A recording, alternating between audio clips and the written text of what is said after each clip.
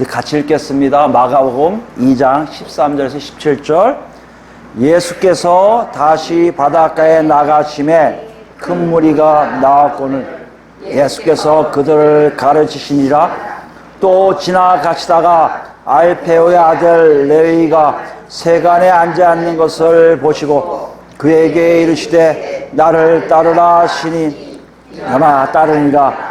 그의 집에 앉아 잡수실 때 많은 세리와 죄인들이 예수와 그의 제자들과 함께 앉았으니 이는 그러한 사람들이 많이 있어서 예수를 따르미로라.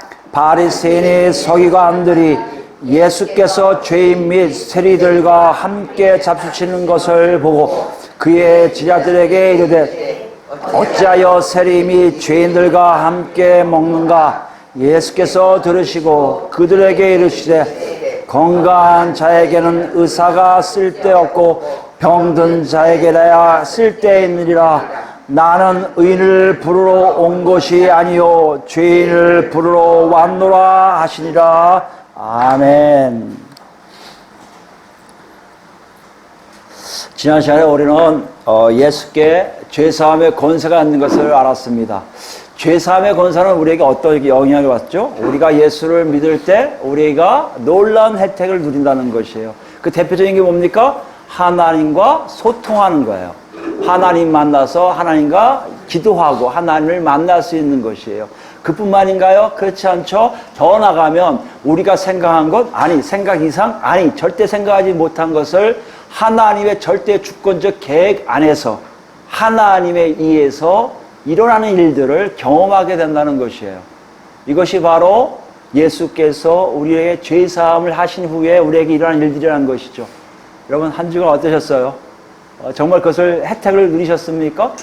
정말 하나님을 만나고 계셨어요? 여러분 설교자로서 늘 느끼는 어떤 말하자면 앵무새처럼 계속 반복적으로 얘기하는 게 있어요. 여러분 그러세요 하는데 사실 그래서요가 무슨 말씀이냐면 그렇게 살고 있는 것이 정상이라는 것이에요. 우리가 못 살면 어떻게 합니까? 문제가 있는 걸 얘기하는 거예요. 성경 우리에게 계속 그걸 얘기해요. 그러니까 저도 포함됩니다. 저도 떨어져 있지 않아요. 같이 가요. 같이 가서 내가 살았는가? 여러분 마찬가지예요. 하나님 만나셨어요? 일주일 동안 한 번도 못 만났는데요? 그러면 지난주에는요? 그때도요? 지지난주에는요? 그때도요? 그럼 뭔가 문제가 있다는 것이에요. 성경 우리에게 자꾸 그걸 적용하라고 얘기해요. 만약에 만났다면요? 여러분 정말 만나셨는데 앞에 장애가 있던가요? 장애가 있으면 죄사함에 대한 일이 없었던 거죠. 앞에 장애가 없어요. 바로 아빠 아버지가 부를 수 있는 일들이 우리한테 있다는 거 아니에요. 더 나아가 뭡니까? 그 하나님 나를 인도하고 계심을 안다는 거예요. 사실 예수 믿는 건 이런 거예요. 예수 믿는 건요, 그냥 머릿속에 관념적으로 정리돼 갖고 교회 나와서 사람들과 교제하는 것이 아니라 그것도 포함되지만 더한 거는 실제 하시는 하나님과 같이 가고 있음을 정확하게 안다는 것이에요. 마가는 우리에게 이렇게 얘기해요. 하나님 나라는요, 실제적으로 하나님과 만나야 안다는 거예요. 내가 천국 백성인지 아닌지를 어떻게 한다고요? 실제적으로 하나님과 만나야 한다는 것이에요. 그러기 위해서 예수님 우리에게 죄를 사해 주셨고요. 그러기 위해서 계속 전진하고 있다는 것을 지난 시간에 같이 알아보았습니다. 오늘은 더 나가요. 오늘 보시면 여러분 읽으시면 알겠지만 내용이 거의 그동안 우리가 읽었던 것 같아요. 제자 한 사람을 부르죠. 그러니까 제자 한 사람을 부르는데 그 사람을 통해서 딴 사람들이 많이 모이고 예수님이 그들과 같이 식사를 하세요. 식사를 하시는 걸로 끝나는 게 아니라 그 식사하는 장면을 보고 바리새인 서기관들이 항의를 해요. 아니 어떤 대노한 거예요. 굉장히 크게 화를 내고 있습니다. 거기에 대한 답변이 오늘 본문의 전체적인 구조예요. 여기 보시면 알겠지만 지난주에 거의 갔죠? 죄사했다 하니까 서기관들이 마음속으로 저 사람은 저렇게 해야지 신성모독이다 하는 것과 오늘 서기관이 그거 보고 잘못했다고 지적하는 것과 거의 같아요. 차이는 뭐예요? 서기관들이 마음으로 했다면 오늘 16절 보니까요. 마음으로 한 게 아니에요. 좀 더 항의하는 모습이 더 적극적이에요. 제자들에게 이르시되 이르되 어찌하여 세리 및 죄인들과 함께 먹는가? 그건 제자들에겠지만 직접 또 누구한테 지금 항의하는 거예요? 예수님께 하는 거예요. 아, 그렇다 보면 지난 시간에 죄사함에 대해서는 자기들의 어떤 확증이 없어서 저렇고 망설였다면 오늘 내용은요, 대단히 큰 증거가 있는 사람들이에요. 그러니까 예수님, 당신 정말 틀린 거야 라고 얘기하고 싶어서 지금 항의하고 있다는 것이에요. 이런 분위기 속에서 마가는 우리에게 무엇을 전하고 있을까를 생각해야 된다는 것이에요. 요거 왜 이런 항의를 했을까? 세리 및 죄인들과 함께 먹는가라는 항의를 했을까? 이걸 알기 위해서 좀 살펴봐야죠. 14절 말씀 보시면요, 알페오의 아들 레위라는 사람을 제자로 삼아요. 똑같아요. 앞에 1장 16절에서 20절 내용은 똑같아요. 내 뒤로 하는 거 똑같아요. 자, 나를 따르라 하니까 어떻게 해요? 레위라는 사람이 그냥 따라가요. 이거 볼 때 따르라는 단어는 제자들에게만 사용된 걸 알 수 있어서, 알페오의 아들 레위가 제자가 되는 것을 얘기할 수 있다는 것이에요. 레위가 누구인가에 대해서 학자들이 많이 연구하고 있는데요, 전통적으로는 마태복음 9장 9절에 나오는 마태가 똑같은 세리였기에 같은 인물이었을 것이라고 얘기하는 것이 전통적인 해석이에요. 근데 지금 마가는 그냥 레위라고 썼단 말이에요. 그게 중요하지 않을 수 있어요. 어찌됐든 간에 제자를 삼으신 레위 때문에 어떤 문제가 일어나요. 이 문제에 의해서 아까 얘기한 서기관들이 항의하고 화를 낸 것을 우리가 볼 수가 있습니다. 어떤 문제일까요? 15절 말씀이에요. 그 집에 예수님을 초대해요. 여기 그의 집도 예수님의 집이냐 레위 집이냐 하는 학자들의 얘기도 있지만 문맥상으로 레위 집일 가능성이 많아요. 자기가 예수님의 제자가 된 것을 기뻐하고 축하하기 위해서 사람들을, 자기 친구들을 모아놓고 했다고 볼 수도 있고요. 아니, 예수님을 주관자로, 잔치의 주인으로 모시고 뭔가를 잔치를 하고 싶어서 예수님을 모셨다고 할 수가 있어요. 이 후자가 더 정확합니다. 예수님을 주인으로 모시고 주관자로 모시고 뭔가를 하고 싶었던 거예요. 식사를 같이 하고 싶었던 거예요. 근데 이 식사를 보면요, 그냥 예사로운 식사가 아니에요. 사람들, 유대인들 연구하면 식사 예법이 두 가지 하는데, 일상적으로 하는 식사는요, 그냥 우리처럼 앉아서 먹는 경우가 참 많았어요. 그런데 또 다른 식사가 있는데, 어떤 식사는 공식적인 식사예요. 자기가 누군가를 초대해요. 초대해갖고 잔치를, 우리말로 하면 잔치를 벌일 때는 식사 예법이 그렇지가 않아요. 앉아서 하는 게 아니라 식탁을 중심으로 다 비스듬히 누워요. 비스듬히 누워서 머리를 다 식탁 쪽으로 다 가지고 발은 다 식탁에 멀리 가요. 그 식탁을 중심으로 머리를 이렇게 있게 하는 일들을 그들은 공식적인 식사, 잔치할 때만, 뭔가를 얘기할 때만 이렇게 한단 말이에요. 근데 여기 보니까 앉아 잡수실 때와 뒤에 나오는 함께 앉았으니의 원래 뜻은요, 앞에 있는 앉아 잡수실 때는 누워서 기대다는 뜻이고요, 함께 뒤에 앉았으니요 기대다는 뜻이에요. 이거 봐서 지금 잔치가 그냥 일반적인 잔치가 아니라, 일반적인 식사가 아니라 다들 모이는 공식적인 식사고요. 공식적인 식사라는 의미는 식탁 공동체라고 얘기해요. 식탁을 중심으로 하나의 공동체 형성했다는 겁니다. 다시 얘기하면 거기 모인 사람들은 다 굉장히 친밀한 걸 얘기해요. 누구도 참석한 사람 다 친밀해요. 그래서 식탁 공동체를 형성할 때는요, 이 주관자, 주인이 굉장히 엄선해서 손님을 고릅니다. 그 손님이 누군지 정확하게 해요. 여러분 결혼식 갈 때도 마찬가지예요. 그래서 미리 보내는 거예요. 다 오세요, 오세요. 근데 안 왔잖아요. 그거 얘기하는 거예요. 미리 다 보내요. 왜요? 자기하고 친밀한 사람들만 모이니까. 그래서 예수님한테 친밀했던 사람만 모이게 하는 것이보다 바로 이 식사 공동체의 모습이었단 말이에요. 그러니까 이거 예수님이 여기 참석했었다는 얘기는 그 많은 무리들하고 다 어떻다는 얘기예요? 다 이 사람들하고 나는 굉장히 친밀한 사람들이야.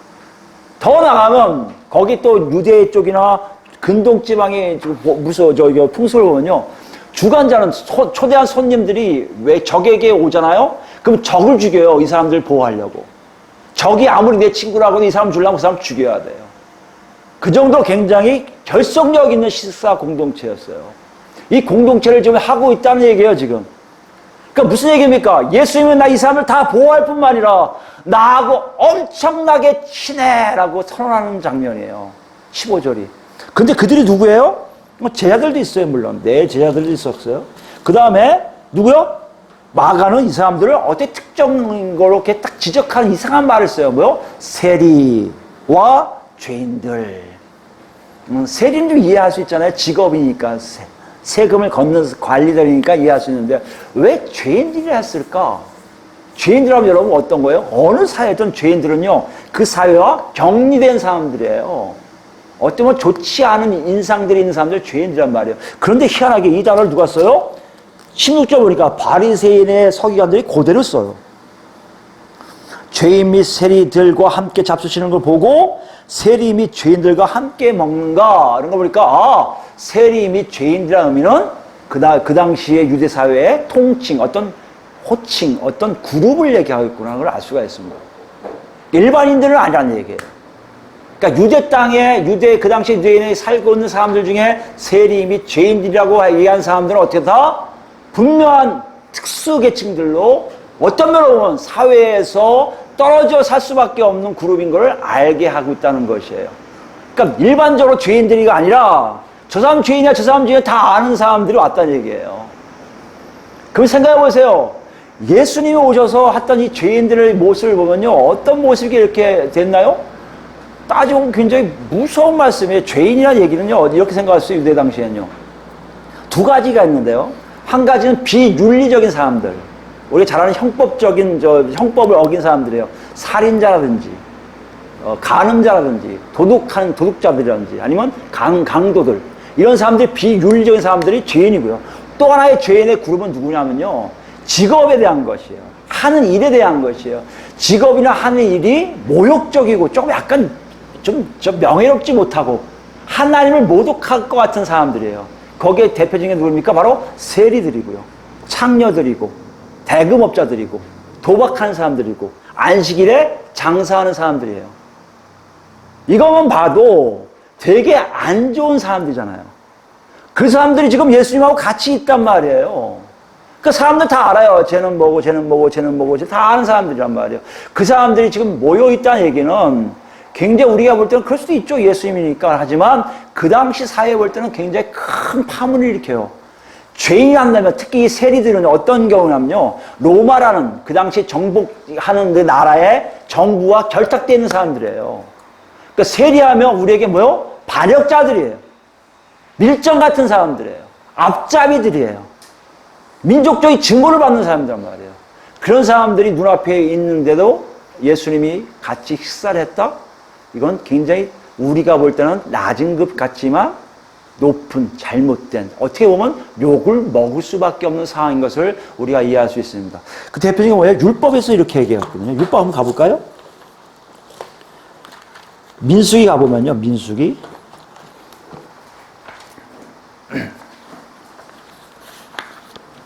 얼마큼 이 사람들이 유대 사회에서 어떤 지위가 있는지 알 수 있는 거 하나에 보면, 율법을 보면요, 민수기 15장이에요. 15장 27절부터 보시면, 여러분 성경에서 특히 구약에서 성경에 얘기하는 구약을 중심으로 구약에서 얘기하는 죄 사함에 대한 모습은요, 죄가 뭘까 해서 얘기를 많이 합니다. 근데 우리는 모든 죄가 다 사함 받는 거라 착각을 할 때가 참 많아요. 근데 성경에서는요, 특히 구약에서 이스라엘 백성으로 시내산에서 하나님과 컨트랙 맺은 하나님 백성들은요, 이미 하나님 나라 백성이란 말이에요. 그렇기 때문에 그들 중에 죄사함 받을 수 있는 죄가 있고요, 죄사함 받지 못한 죄가 있었던 거예요. 이거 우리가 착각할 때 참 많아요. 지금도 마찬가지잖아요. 용서받을 수 있는 죄가 있고요, 용서받지 못할 죄가 있다고 요한일서 얘기하고 있잖아요.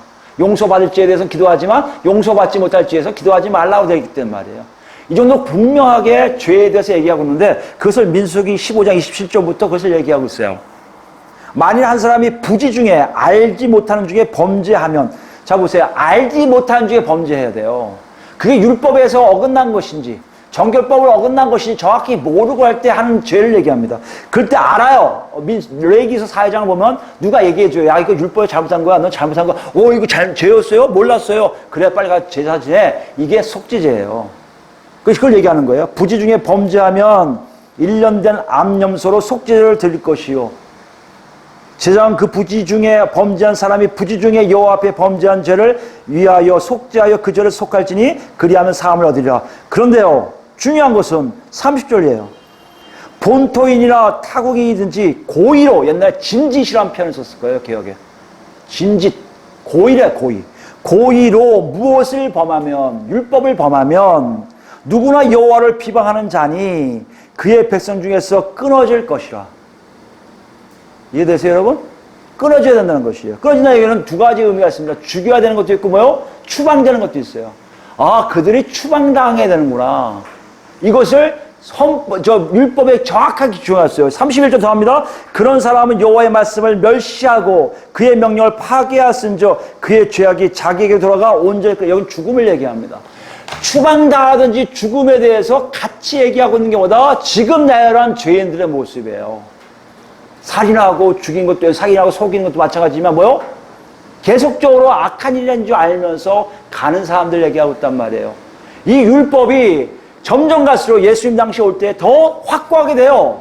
왜냐면 여러분 아시겠지만 이들이, 유대인들이요, 바벨론에 의해서 함락당하잖아요. 바벨론에서 함락당하고 바벨론 끌려가잖아요. 끌려갈 때 랍비들을 중심으로 하나님을 좀 이해한 사람들이 어떤 생각을 했을까요? 다시는 하나님께 위배되는 삶을 안 살 거야. 이런 마음을 갔을 거 아닙니까? 그 마음을 품은 사람들이 다시 돌아와요. 70년 후에. 돌아와서 강하게 율법을 적용해요. 그래서 여러분 아시겠지만 강하게 갔다 와서 모르고 한 기도나 결혼이나 알고 한 결혼 중에 이방인하고 결혼한 사람을 다 이혼시켜요. 더 엄격하게 진행을 합니다. 이런 율법에 대한 더 엄격성과 회개에 대한 문제, 그건 기도를 하게, 제사 지낼 수 없으니까 기도를 해라, 회개 기도해라, 율법을 엄격히 지켜라. 이 두 시스템으로 사람들에게 하나님과의 만남을 얘기하고 시작했다는 것이에요. 이걸 주도한 자들이 누구냐면 바리새인들이에요. 바리새인들에 대해서 여러분 아시겠지만 이들은 갖고 있는 건 뭐예요? 기록된 율법인 토라라고 합니다. 기록되어 있는 것을 토라라고 하고요. 말로 전달된 율법을 미시나라고 합니다. 미시나. 그러니까 토라와 미시나를 정말 이 사람들은 생명을 걸고 지켜요. 왜요? 그런 풍토 안에서 자기는 지켜야하기 때문에. 이 사람들이 점점 힘을 얻어요. 유대 사회에서 숫자는 별로 안 되는데 한 6천 명 된다고 하는데 굉장히 힘을 얻어서 이들에 의해서 사회 구조가 완전히 율법 아래 하나 되게끔 만드는 거예요. 율법을 하나 되니까요, 나머지 율법을 안 지킨 죄인 이 그룹에 속한 사람들은요, 다 뭐요? 이 사회에 들어올 수가 없어요. 들어올 수 없으니까 어떻게 해요? 이 사람들 뭐라고 얘기하냐면 저들은 율법을 지키지 않은 사람들이야. 율법을 지키지 않은 사람들은 율법에 대해 얘기했듯이 저들을 추방해야 돼. 추방하니까 저들은 죄인이야. 앞으로 절대 저 사람들을 상대하지 마라. 저라면 상대하면 그들도 이방인처럼 돼서 죄인으로 다 하나님 나라에 들어갈 수 없어라고 엄격하게 가르치기 시작했다는 것이에요. 이런 가르치는 사람들 중에 누구요? 바리새인들 중에 서기관들이 예수님의 그들하고 밥 먹는 장면을 보고 있으니 어떻게 생각이 들었을까요? 저 사람 대체 뭐 하는 사람이야? 아니, 병 고치고 귀신 내쫓고 하나님 나라에서 증거하던 사람이 왜 이렇게 살아? 저거 가짜 아니야? 지금 이런 얘기예요. 어떻게 죄인들과 세리와 같이 밥을 먹을 수 있어? 그건 예수가 아니야. 예수가 메시아가 아니야. 아니, 선지자도 아니야. 하나님 일꾼 절대 아니야. 이걸 지금 바리새인 서기관들이 얘기하고 있는 장면이에요. 이렇게 생각하면 여러분 지금 굉장히 심각한 상황입니다. 여러분 예수님이 모르셨을까요? 예수님이 그것 때문에 어떤 일이 일어나는 걸 모르셨을까요? 아셨겠죠. 왜 그랬을까요? 여러분 여기 왜 그런 거에 대한 본문을 우리에게 힌트를 줘요. 13절입니다. 마가는 요거에 대해서 전체를 다 정리하려고요. 마가는 13절에 본 사건과 관련 없는 기록한 내용이 나오는데 그게 뭐예요? 예수께서 다시 바닷가에 나가심에 큰 무리가 나왔거늘 예수께서 그들을 어떻게 해요? 가르치시니라. 큰 무리에게 하나님 나라에서 또 증거하셨다는 얘기예요. 아, 그럼 예수님이 지금 이렇게 하신 일도 뭐에 대해서 얘기하고 싶은 거예요? 하나님 나라가 무엇인지를 얘기하고 싶으신 거예요. 하나님 나라 지금 다 알잖아요. 율법을 안 지키면 하나님 나라 백성 아니잖아요. 추방당해야 되잖아요. 죽일 수도 있는 거 아닙니까? 이게 그들의 생각이고 그들을 유대 사회에서 멀게 하는 게 하나님 뜻 아닙니까? 우리는 하나님 나라 백성되게 살고 있는데 뭐가 문제예요? 이런 사람들, 이런 유대인들에게 지금 예수님은 무엇인 것을 알게 하고 싶으신 거예요. 그게 무엇을 알고 싶어 하실까요? 그 답을 보면서 우리가 알 수 있는데 17절 말씀입니다. 17절에 예수님이 그걸 들으세요. 들으시고 그들에게 이르시되 건강한 자에게는 의사가 쓸데없고 병든 자에게야 쓸데있느니라. 이거는 학자들 연구에 하면 그 당시에 헬라인들이나 유대인들이 다 알고 있는 격언이래요. 여기 내용 아시잖아요. 건강한 자에게 의사가 쓸데없고 병든 자에게 의사가 쓸데없냐고요? 의사가 병든 자가 있는데 외면하고 한다? 그럴 수 없다는 거예요. 병자가 있으면 의사는 쫓아가서 그 병자를 고치려고 하는 게 의사의 모습이라는 것이에요. 그와 마찬가지로 나는, 예수님은 의인을 부르러 온 것이 아니요 죄인을 부르러 왔노라 하시니라. 의인을 부르러 온 것이 아니라 죄인을 부르러 왔다는 것이에요. 이 말씀이 유대인들에게는 좀 더 이해가 안 되는 말씀이라는 것이에요. 왜 하나님의 나라를 증거하는 사람이, 세례 요한 같은 사람이 왜 의인을 부르러 온 것이 아니라 죄인을 부르러 왔을까? 저 가짜일 가능성이 많아라고 생각했을 거라는 거죠. 왜요? 그 당시 유대인들은요, 자기들이 뭐라고 생각한 거예요? 의인이라고 생각했어요. 의인. 왜요? 율법을 잘 지키니까. 왜요? 죄인들을 자기 사회에서 내쫓았으니까. 자기들은 율법 잘 지키는, 아까 얘기한 토라와 미신을 잘 지키는 유대인들, 하나님 나라 백성이기 때문에 의인이라는 것이에요. 왜 그렇게 의인을 강조할까요? 그들 생각에는 이게 있어요. 메시아가 오면, 하나님이 약속하신 메시아가 오면 의인들을 싹 모아서 하나님께서 완성하고 싶으신 전 세계 위에 꼭대기에 유다 땅을 높이시는 그 자리에 그 의인들을 그대로 올려놓으실 거라고 생각하고 있었던 거예요. 그러니까 이들 생각은 이거예요. 메시아가 오더라도 네가 메시아라면, 네가 인자라면, 네가 정말 제사함을 할 수 있는 권세를 가진 사람이라면 죄인을 부르지 말고 누굴 불러야 돼요? 의인들을 불러야 그들 생각과 맞는 거예요. 그들이 하나님 나라는 뭡니까?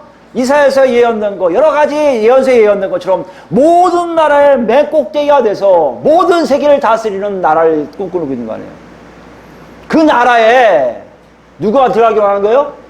자기들, 율법 잘 지키는, 토라와 미신을 잘 지키는 자기들이 올라가는 게 당연해서 분명히 메시아가 오면 자기들을 부를 거라고 생각하고 있었던 것입니다. 근데 예수님이 이것을 뒤엎어버린 거예요. 이것을 제대로 해석하면 이거예요. 앞에 거 연결한다면 나는 의인을 부르는 게 아니라 가다가 죄인이 있으면 그냥 지나가지 못한다는 얘기예요. 이게 말이 안 돼요. 그 당시 유대인 생각에, 그 당시에 바리새인 서기관들 생각에 이 말씀을 제대로 이해할 수가 없다는 것이에요. 왜 이렇게 얘기하셨을까요? 무엇을 말씀하시는 걸까요? 여러분 다시 얘기하지만 하나님, 지금 예수님 뭐에 대해서 얘기하고 계세요? 하나님 나라에 대해서 가르치고 계신 거예요. 하나님 나라가 어떤 곳인지 보여주고 계신 거예요. 너희들이 생각한 메시아가 너희가 생각한 하나님 나라를 알겠는데 정말 하나님이 생각하신 하나님 나라는 그게 아니야.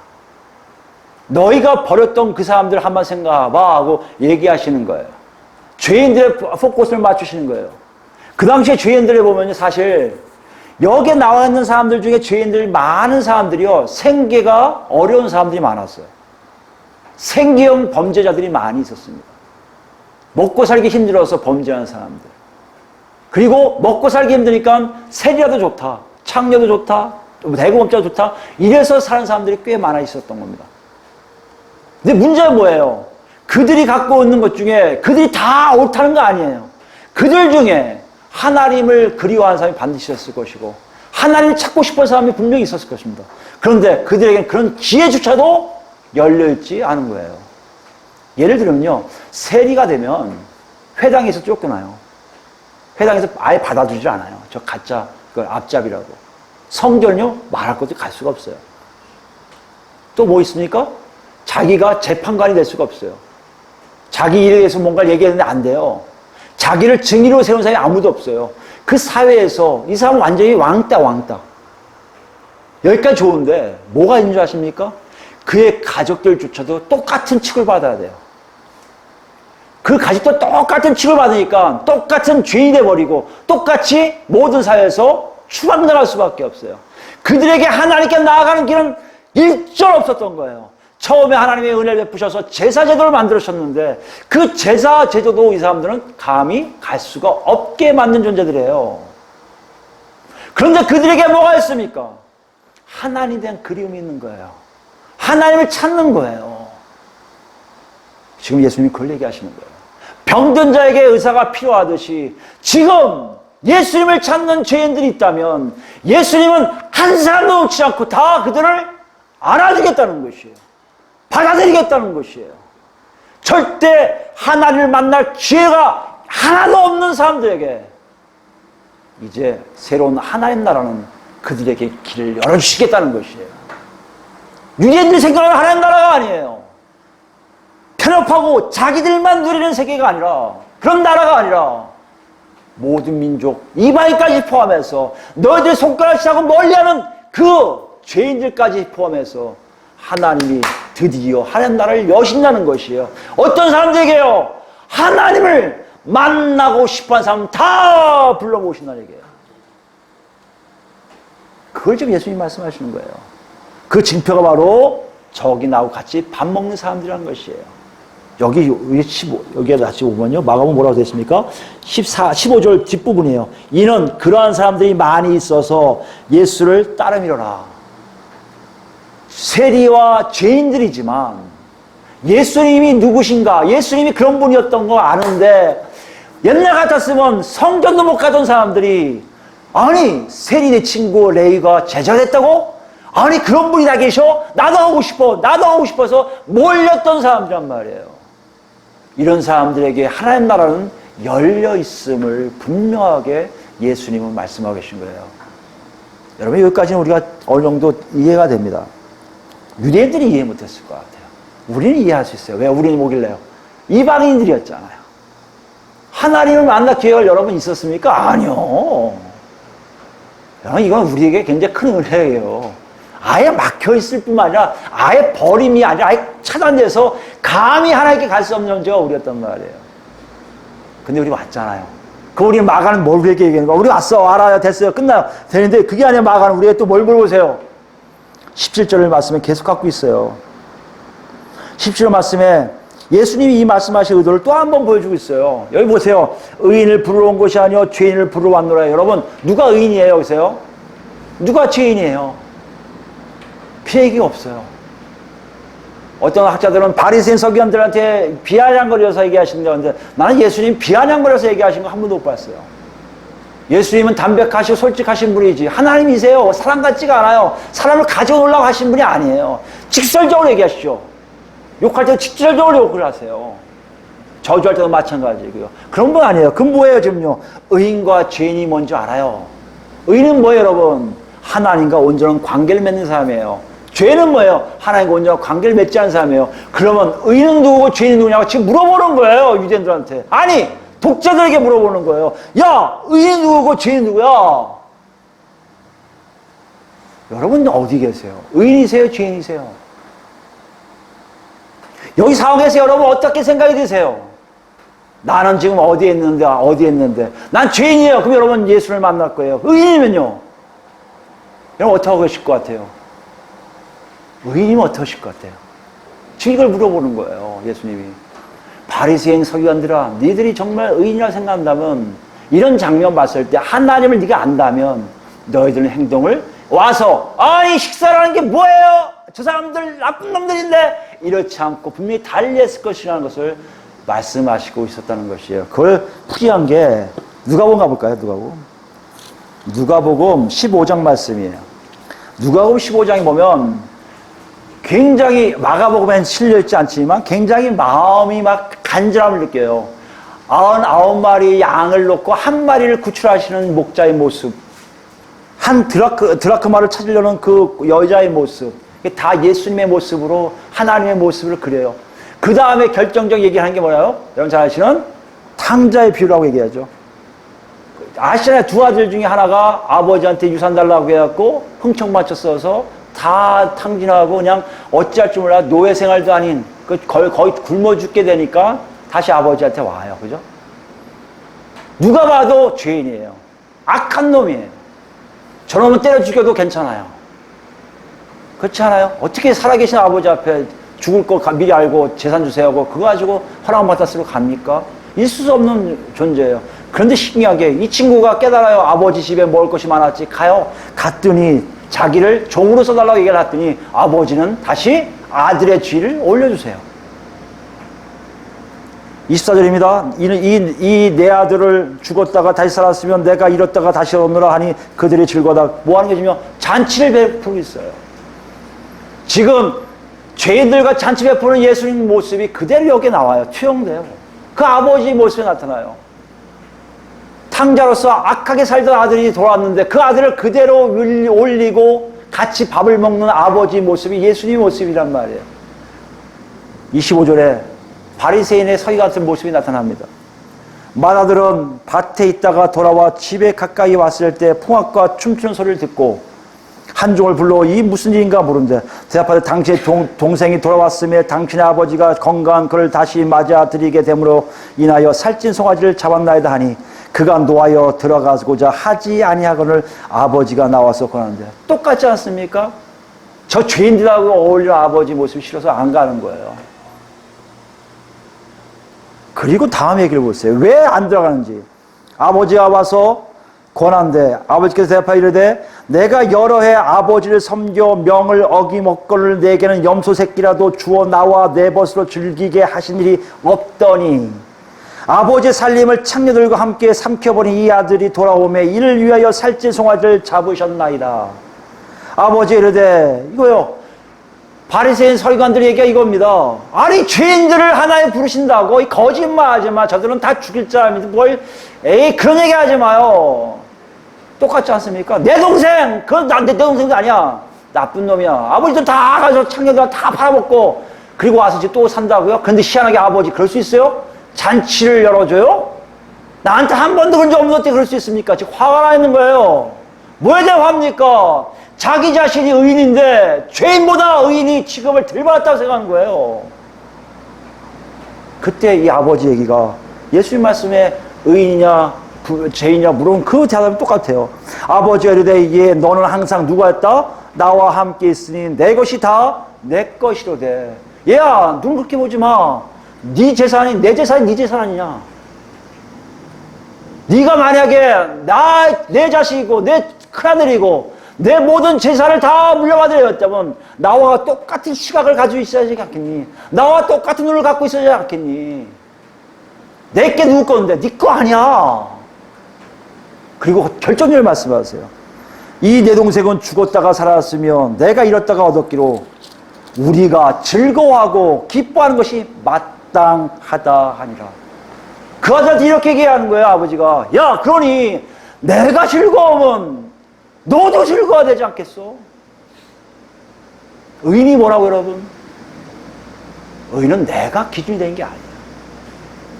하나님이 기쁘시면 나도 기쁘고 하나님이 슬프면 나도 슬프고 하나님의 눈으로 사물을 바라보는 사람이 의인이라는 것이에요.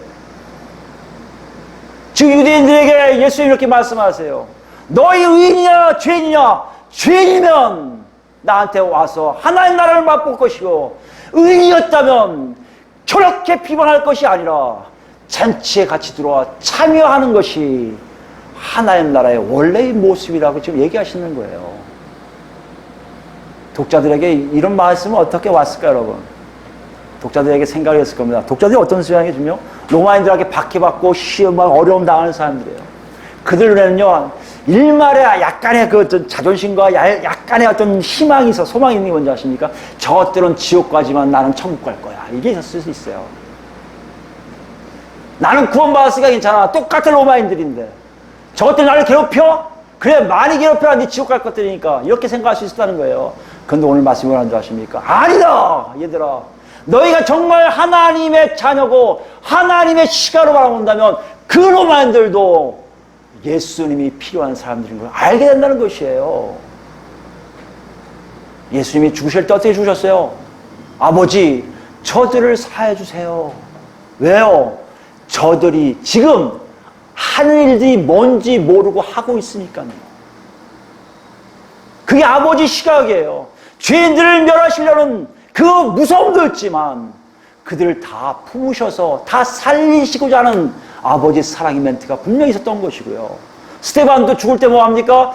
저들에게 죄를 돌리지 마시라는 말을 하고 죽어요.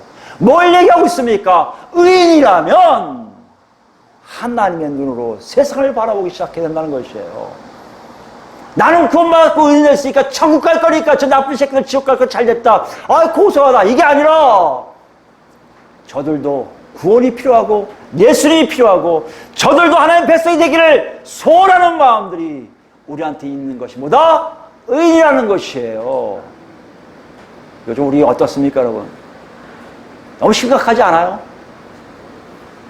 우리 너무 내가 구원받은 것만 감사해요. 감사합니다. 할렐루야. 그리고요, 구원받지 못했거나, 아니, 구원받았다고 생각하는 사람들이 자기하고 맞지 않으면, 자기하고 저 죄인이라고 생각하는 사람들은요, 얼마나 비방합니까? 비방 정도가 아니에요. 저주까지 하고요. 아예 매장시키려고 하지 않습니까? 그러면 의인입니까? 죄인입니까? 우리 자신을 보셔야 돼요, 여러분. 여러분과 제 눈을 보셔야 돼요. 그들에게도 예수가 필요하다고 얘기해야 됩니다. 그들도 사랑하는 마음이 없지만 그래도 예수가 필요해서 저들도 구원받기를 원하는 마음이 요만큼이라도 우리 안에 있어야 됩니다. 그것이 없이 무조건 저주하고 한 배를 몰아서 아예 죄인도 아닌, 아예 존재하지 못하게 만든 일들이 우리의 입에서 너무 쉽게 나온다면 우리는 죄송하지만 바리새인의 서기관들이지 하나님 말씀하신 의인도 하나님 말씀하신 죄인도 아니라는 것이에요. 우리 자신을 정확히 보기 바랍니다. 어디에 있는지 보세요. 어디에 있는지. 그럼 우리는 어디에 있는지 어떻게 알겠습니까? 오늘 본문이 이렇게 얘기해요. 다시 읽어볼까요? 15절 보시면 여기 보시면 알겠지만 우리는요 이거 갖고 막 학자들도 연구해요. 이거 갖고 주석 보면 재밌습니다. 여기 보면요 많은 죄인들이 왔어요. 왔는데 그냥 앉아서 밥 먹어요. 이제 학자들은 연구하기 시작해요. 이 사람들이 구원받았을까 안 받았을까? 구원받았으면 회개해야 되는데 회개한 근거가 하나도 없네? 변화시켜야 되는데 변화하게 하던데? 이게 연구의 대상이에요. 여러분 우리 그러지 않습니까? 들어오면 저 사람 회개했어? 회개 확실했을까? 저 예수 확실히 믿었을까? 성령 째임 받았을까? 안 했으면 저거 어떡하죠? 아직 구원 없어. 이거 읽으시지 않습니까? 근데 예수님은요 그렇지 않으셨어요. 그 들어온 데 다 파세요. 회개? 그거는 개인 문제예요. 개별적인 문제예요. 하나님과 그 사람의 문제예요. 뭐요? 공통적인 것은요 아까 얘기 들렸지만 예수님을 따르는 삶이 있다는 것이에요. 예수님을 쫓는 삶이 있다는 것이에요. 여러분 이제 나는 회개의 눈물이 별로 없었습니다. 회개 기도를 많이 안 한 것 같은데 내가 예수를 믿었을까요? 뭘 알 수 있다고요? 여러분 예수를 따르고 있으면 되는 거예요. 그리고 여러분 둘 중에 하나요. 죄인의 죄인 아니고 의인이라는 얘기예요. 그럼 눈이 어떻게 있나 보시란 말이에요. 하나님의 눈을 갖고 계십니까? 내 눈을 갖고 있습니까? 세상이 얘기한 것을 그대로 세상대로 얘기하고 있습니까? 아니면 하나님 시각으로 보는 것이 내 안에 있습니까? 그거 할 수 있는 거 아니에요. 여러분 여기 진짜 중요한 말씀이에요. 우리 너무 쉽게들 그래서 막 회개하라고 그러고 뭐 하라고 그러고 죽기 전에 회개하세요 회개하세요 얘기 빨리 해야 된다 이러는데 그게 아니에요. 여러분 하나님의 역사에 보면 하나님의 백성엔 분명히 하나님 예수 그리스도를 따라가는 삶이 분명하게 나타나고 있음을 우리가 알 수가 있다는 것이에요. 우리 어떻게 할 수 있습니까 여러분? 요 장면이 있어야 돼요. 그죠? 여러분 이렇게 은혜를 받아본 적 있어요? 여러분 함께 할 데 없는데 나는 정말 예수님과 전혀 관계도 없고요. 교회와 전혀 관계도 없고요. 오히려 교회 욕하고 저것들은 왜 저래 예수쟁이들하고 욕한 사람들이 있었습니까? 그런데 희한하게 뭐예요 지금 보니까? 어떤 큰 과정 없이 내가 지금 예수 믿고 있는 것이 증거가 됩니까? 여러분 과거를 생각해 보세요. 여러분 과거와 현재가 아니고 과거에 여러분이 그런 거 없이 없다면 여러분 지금 현재 놓고 가세요. 그것을 반드시 체험해야 돼요. 내가 정말 어떻게 예수 안에 들어왔는지를 알게 하시는 거예요. 그래야 따라가죠. 예수님이 책임져 주마는 식사 공동체에 있었던 기억이 있습니까? 예수와 같이 밥 먹은 그 구체적인 내가 밥을 먹었습니다. 뭐 했습니까? 없어도 그분이 나와 함께하고 있습니다는 확신이 여러분이 있습니까? 여러분 그것이 있어야 돼요. 그것이 있어야 내가 하나님의 눈을 갖고 있는 점인지를 확인할 수 있다는 것이에요. 우리 에베소서 같이 볼까요? 에베소서 보시면 2장 바울 사도는 우리에게 이방인 우리들에게 그것이 무엇인가를 정확하게 아주 리얼하게 기록했어요. 여러분 우리가 본 거죠? 2장 1절부터 제가 읽습니다. 2장 1절 에베소서 2장 1절입니다. 그는 허물과 죄로 죽었던 너희를 살리셨도다. 그때 너희는 그 가운데 행하여 이 세상 풍조를 따르고 공주의 권세 잡은 자를 따랐으니 곧 지금 불순종의 아들들 가운데서 역사한 영이라. 전에는 우리도 그 가운데 우리 육체의 욕심을 따라 지내며 육체와 마음이 원하는 그 짓을 하여 다른 일들과 같이 본질상 진노의 자녀였더니 이 자각, 내 자신에 대한 존재성을 분명히 아는 것이 예수님과 식사 공동체를 같이 한 증거라는 것이에요. 여러분이 과거 어떤 존재인지 아십니까? 정말 진노의 자녀였던 거 아십니까? 여러분 정말 심각하게 하나님과 멀어져 있음에 하나님의 진노를 받을 수밖에 없는 존재인 걸 아십니까? 그걸 지금 바울 사도는 정확하게 우리에게 보여줬어요. 그랬었는데 4절부터 보세요. 긍휼히 풍성하신 하나님이 우리를 사랑하신 그 큰 사랑을 인하여 허물로 죽은 우리를 그리스도와 함께 살리셨고 또 함께 일으키사 그리스도 예수 안에서 함께 하늘에 앉히시니 이는 그리스도 예수 안에서 우리에게 자비하심으로써 그 은혜의 지극히 풍성함을 오는 여러 세대에 나타내려 하심이라. 너희는 그 은혜에 의하여 믿음으로 말미암아 구원을 받았으니 이것은 너희에게서 난 것이 아니요 하나님의 선물이라. 뭘 얘기하고 있습니까? 자기 자신의 과거의 모습을 정확히 아니 지금 현재 모든 것들은 하나님의 은혜요 하나님이 나에게 주는 선물인 것을 깨닫고 있는 사람들이란 얘기예요. 하늘에 같이 올라가 있으니 하나님의 시간을 가진 사람이에요. 하나님 뜻대로 생각하는 사람들이란 말이에요. 그것이 바로 지금 예수님이 말씀하신 의인이에요. 여러분 그렇습니까? 좀 더 읽어볼까요? 행위에게서 난 것이 아니니 이는 누구든지 자랑하지 못하게 함이라. 우리는 그가 만드신 바라 그리스도 예수 안에서 선한 일을 위하여 지으심을 받은 자니 이 일은 하나님이 전에 예비하사 우리로 그 가운데서 행하게 하려 하심이니라. 아멘. 행위로 한 게 아니에요.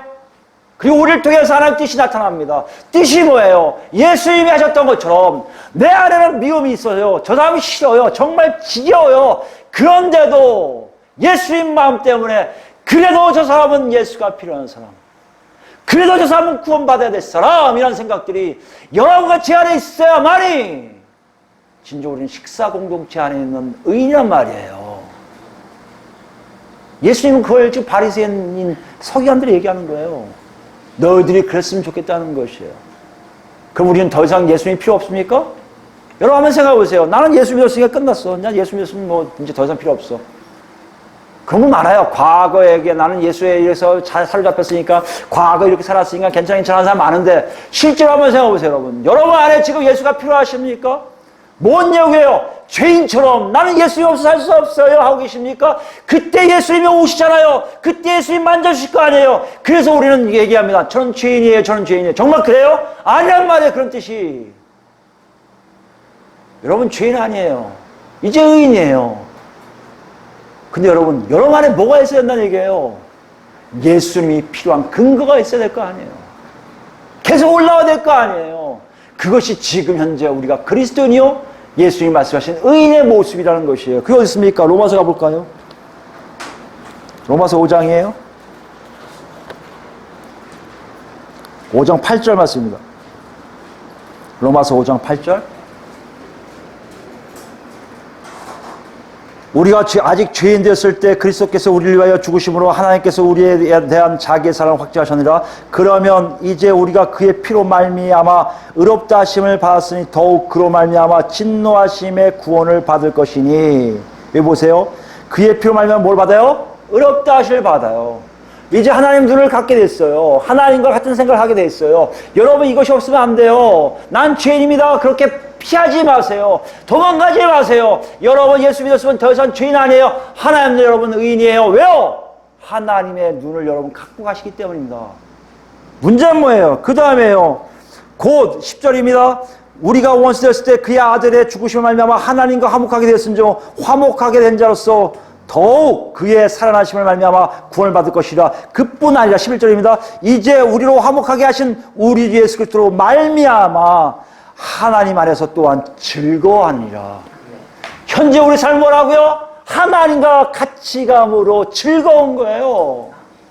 하나님 생각을 갖고 있으니까 행복한 거예요. 재미있는 거예요. 어려움이 없는 거예요. 갈등이 없는 거예요.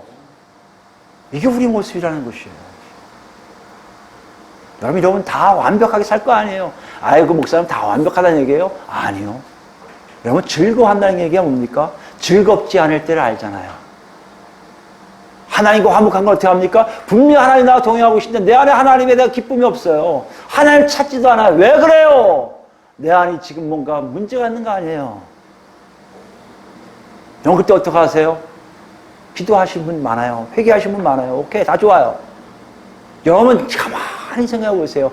의인이 예수 그리스도의 잔치에 참여할 수밖에 없는 게 뭐라고요? 예수를 떠나서는 도저히 하나님과 즐거워하지 못함을 아는 거예요. 예수 없이는 나는 이 땅에 살 의미가 없는 거예요. 재미뿐만 아니라 내 안에 있는 모든 갈등이 해소되지가 않아요. 내 안에 답답함만 있어요. 내 안에 갈급함만 있어요. 내 안에 뭔가 자꾸 일어납니다. 이것이 없으면 좋을 텐데, 이것이 사라지면 좋을 텐데 사라지지 않아요. 그런 사람들, 하나님의 눈을 갖고 있는데 그런 사람들이 찾는 게 뭐라고요? 예수님이 계신 그 자리라는 것이에요. 우리 자신을 봤으면 좋겠어요. 본문이 이걸 얘기해요. 너희들 지금 어디 있는지 보라. 하나님 나라는 지금 모든 사람한테 열려있어. 심지어 너희들이 생각할 때 저 사람까지 구원받을까 하는 그 사람에게도 열려있어. 그들이 다 오는 게 하나님 뜻이야. 그런데 말이다, 이제 너 자신들을 생각해봐. 너 자신이 지금 어디 있는지 보라는 거예요. 하나님과 같은 눈을 가진 그런 의인인지, 아니면 자기 눈을 갖고 있는 바리새인의 서기관들인지, 아니면 아직도 못 만나 하나님을 찾고 아니면 도망가고 있는 죄인들인지. 이 세 가지 질문에 여러분 뭐라고 대답하실 거예요? 여러분 어디 계십니까? 어디 자리에 계세요? 오늘 예수님은 마가를 통해서 우리에게 그것을 질문하고 있어요. 아직도 너는 내가 필요하니? 아직도 나와 동행하기 원하니? 그렇다면 너는 네 안에 정말 살아있는 생명이 있구나 하고 말씀하신다는 것이에요. 마태복음 5장을 보면요, 마태복음 5장은 마가복음에 없어서 지금 인용하는 겁니다. 아까 누가복음 15장도 그렇고요. 마태복음 5장 보면 여러분 잘 아시는 복 있는 팔복에 대한 설교를 하시는 건데요. 외침이에요. 다 하신 후에 왕으로서 오신 예수님이 하나님 나라의 백성들은 이렇게 살 거라고 외치는데요. 사실 여러분 처음에 제가 예수 믿었을 때 이게 무슨 뜻인지 몰랐어요. 아니 지금은 다 알지 못해요. 완벽하게 한다? 거짓말인 것 같아요. 학자들 얘기 보면 그럴 수도 있지 저럴 수도 있지 이럴지 가능성을 얘기하지만 이게 완전히 제한해서 와 그렇구나 하는 건 별로 없어요. 그런데요, 하나님 나라의 백성으로 의인을 갖고 하나님의 눈으로 세상을 바라보고 하나님 눈으로 세상을 살려고 하나님의 인도하심에 따라가 보니 하나 둘 발견되는 일들이 있는데, 여기 나와 있는 팔복이 기가 막히게 우리 현재의 모습을 그대로 보여주고 있다는 것이에요. 여기에 여러분은 얼마나 들었는지 보세요. 2절입니다. 입을 열어 가르쳐 이르시되, 3절입니다. 심령이 가난한 자는 복이 있나니 천국이 그들 것. 심령이 가난한 게 뭐예요? 여러분 예수를 믿으면 채워져야 될 거 아니에요.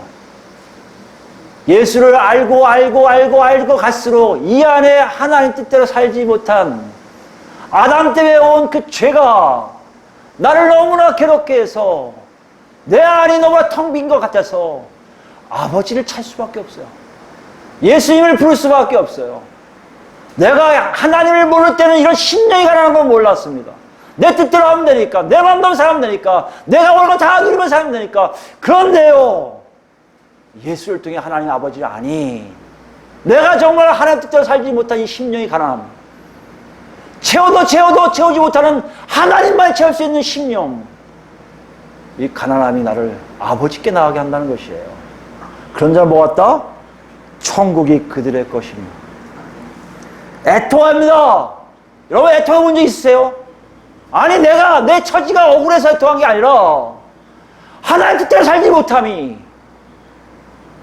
하나도 하나님 뜻대로 사는 것이 제대로 없는, 눈 뜨고 잠잘 때까지 정말 하나님과 동행한다 하면서도 그 동행이 내 삶을 너무 애통하게 만들 때가 많이 있다는 거 아닙니까? 그 애통이에요. 하나님과 동행하지 못함에 대한 애통, 하나님 붙잡지 못한 애통, 하나님 시각으로 하나님 눈으로 세상을 바라보지 못한 애통함이 내 안에 있다면 그들이 뭐요? 위로를 받을 것이라는 것이에요. 온유한 자는 복이 있나니, 온유 뭐입니까? 예수님의 성품이에요. 잔잔함이에요. 이 땅이 기어오른다는 게 뭡니까? 이 땅에서 하나님과 동행함으로 아무 문제 없이 산다는 얘기예요. 의에 줄이고 목마른 자는 복이 있나니 그들이 배부를 것이에요. 의에 줄이고 목마른 게 여러분 이게 기억까지 되십니까? 의가 뭐예요? 하나님 아니에요. 하나님 뜻. 하나님과 동행하 이게 막 배부르고 이 뭐예요? 굶주려 계십니까? 목마릅니까? 애통하고 같은 내용이에요. 심령이 하나는 같은 거예요, 여러분.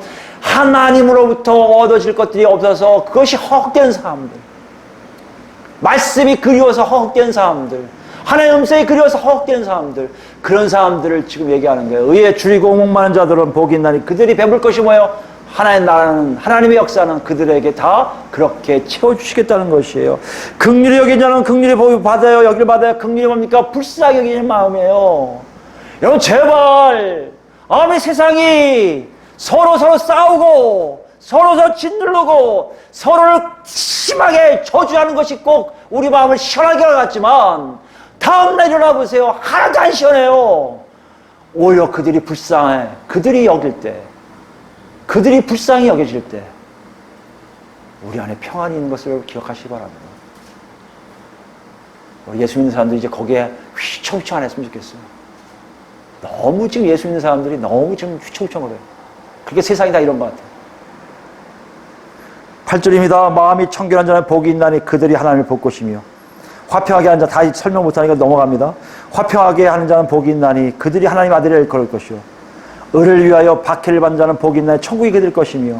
나로 말미암아 너희를 욕하고 박해하고 거짓으로 너희를 거슬러 모든 악한 말을 할 때에는 너에게 복이 있나니 기뻐하고 즐거워하라. 하늘에 너희의 상이 큼이라. 너희 전에 있던 선지자들도 이와 같이 박해하니라. 무슨 말씀이에요? 하나님의 뜻을 위해, 하나님의 영광을 위해 이 땅에서 제대로 살지 못하는 것을 기뻐하라는 것이에요. 여기 마음이 청결해서부터 나중에 받기까지는 나중에 또 한번 얘기할 때가 있을 거예요. 여러분 한번 위기까지 생각해 보세요. 여러분 삶을 보세요. 개인적인 거예요. 얼마나 애통하시고 얼마나 가난하시고 얼마나 이 안에서 채워짐을 받고 해서 굶주려 있고 목말라 계십니까? 오늘 예수님 우리에게 얘기하세요. 다 오라는 거예요. 내가 채워주겠다고 말씀하세요. 이게 예수 그리스도를 통한 하나님 나라예요. 막연하게 그냥 살아가다가 그냥 적대 살다가 이 땅 거 다 누리고 살다가 그냥 죽는 게 아니고 지금 현재라도 하나님이 함께 하시면 놀라움을 다 체험한 역사가 우리에게 있는 것이 하나님 나라라는 것이에요. 이런 놀라운 세상, 이런 놀라운 역사, 이것이 지금 우리 안에 있기를 예수 그리스도로 간절히 축원합니다. 아멘.